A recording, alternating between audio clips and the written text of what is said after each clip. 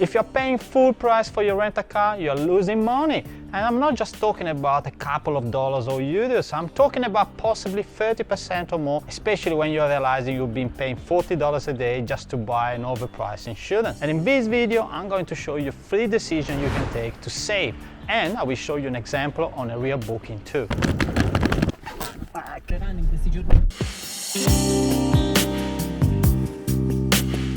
Rule number 1, stop booking directly on the car rental website. Usually the car providers lower the base rate specifically on comparison platforms to win the initial booking, betting you will buy later an insurance, an additional driver or any other add-on. Take this extreme example of Del Paso, a provider in Malaga that I recently used. It's less than half the price with the same level of insurance and add-ons. What I noticed is that the global providers tend to have similar prices on the comparison website and their own website. However, there is a huge difference in price when you go to the next step, which I will show you briefly in the next rule. Now, talking of comparison platforms, for the last 5 years I've been using a platform that works as an Airbnb of car rentals, where all of the providers are rated between 5 and 10 stars based on genuine customer feedback like mine. I usually filter above 8 or even 9 stars to get the most trusted operators, and I book from that shortlist. The final result, it's a win-win. Hassle-free experience and typically a saving of 5 to 15%. By the way, I will do a quick summary of the savings I can have from a car booking in Malaga, for example, at the end of the video, just to show you how these are all actionable points.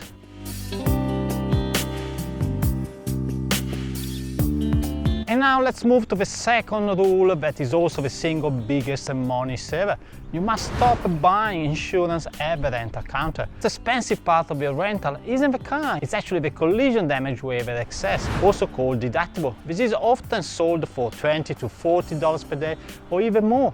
It's a huge profit center for them, and it's entirely overpriced in my opinion. For example, searching for the best price on the Europe car website for 4 days in Malaga, the basic price may be competitive, but the full insurance covering the excess, the windscreen, glass and roadside assistance costs much more than the daily rental price, almost $19 a day. A bit less if you exclude a few things. Should you avoid full insurance? Not at all. I highly suggest having it, but just not from the rental company, especially at the counter. After a tiring flight when you won't be able to read the small print and the exclusions. Keep in mind that they can charge you $300 to $500 just for a small scratch or dent if you don't have a full insurance. So what's next? First, check if your credit card travel insurance offers a rental car insurance. For example, mine covers part of this excess, but still leaves me with a deductible or out-of-pocket of $1,000, which helps, but it's not great. Secondly, if your card doesn't cover you, the next smarter decision is to buy a third-party full insurance to cover your excess before actually you start your trip. There are a few providers, however, I personally prefer to do it directly on the comparative website I mentioned before.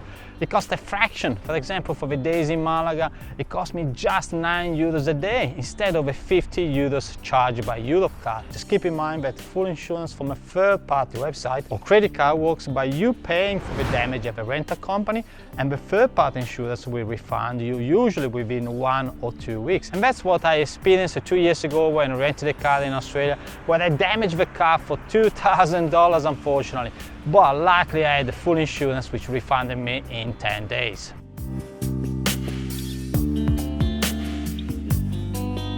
And the third rule is to avoid the airport tax. These are airport fees and surcharges that can add an easy 10 to 20% to your bill. On-site renters usually charge more for the car because they have to pay huge fees to the airport authorities. Sometimes these rental companies may give you a competitive base price on the web, but at the terminal desk they will tell you there is an airport surcharge. I know, so annoying. And my rule of thumb in this case for saving money is always to go for an off-site car rental company. They typically provide a free shuttle service to a location just outside the airport perimeter, and the difference in the final price is often substantial. And my second hack is to make sure I book on a 24-hour clock. What does it mean? Well, rental days are based on 24 hours. If you book your car from 10 a.m. to the next day at 10 a.m., that counts as a 1 day. But if you book it until 11 a.m. the next day, that is 25 hours. So you trigger a charge for an extra full day, and the booking is considered for 2 days. So make sure to plan your car and flights to save some money there.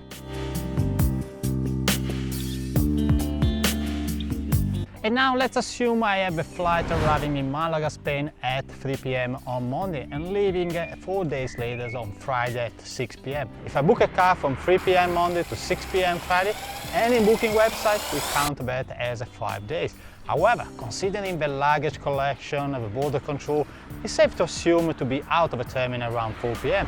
Also, on the last day, I will drop off the car at least 2 hours before the flight, so I can safely book from 4 p.m. Monday to 4 p.m. Friday.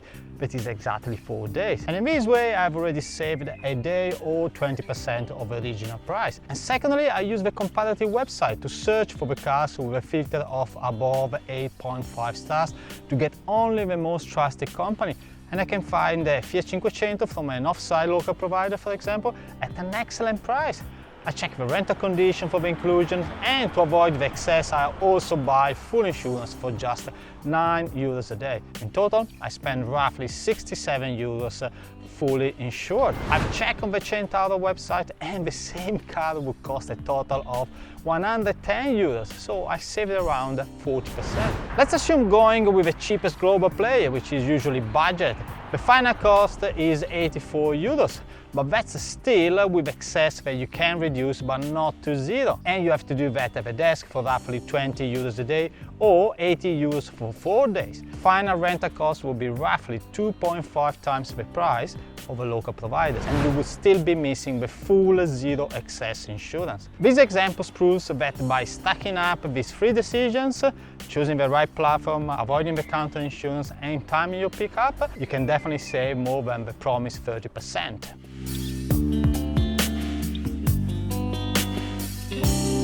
So there you have it, 3 great ways to save quite some money when renting a car. Stack up step by step and you will easily minimize the price and keep your money for your holiday enjoyment. If you're still with me, it's safe to say if you appreciated the effort in making this video, so why not hit the like button, because that really means a lot to me. And subscribe to my weekly guides on how to beat travel scams and book your next road trip like a pro. And that's it for this video. I'll see you next week. Ciao, ciao, bye.